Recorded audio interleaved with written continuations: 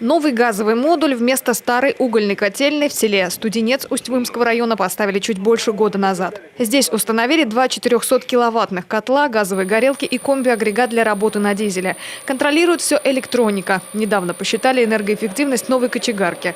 Убытки сократились втрое. Если предыдущая угольная котельная, именно сельсоветовская, переносила в год около 3 миллионов убытка, то есть данная котельная тоже приносит убыток, но значительно меньше. Около 1 400 000. То есть в 2 раза меньше финансовый убыток.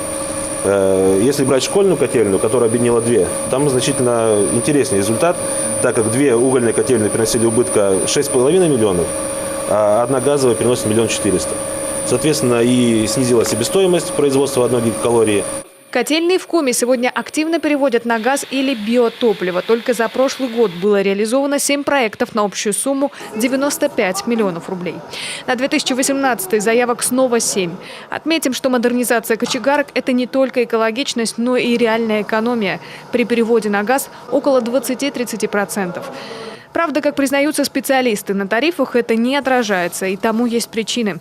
Во-первых, для начала необходимо обновить все котельные республики, а это астрономическая сумма. Во-вторых, население не умеет экономить. Мы не должны терять тепло, в том числе там, где оно, собственно, должно оплачиваться. То есть потребитель должен быть заинтересован экономить тепло. Сегодня он не заинтересован, потому что приборов практически нет на многоквартирных домах. Соответственно, дома потихоньку ветшают, соответственно, потребление увеличивается по сравнению с теми нормативами, которые установлены, и эти все потери ложатся на ресурсоснабжающие организации.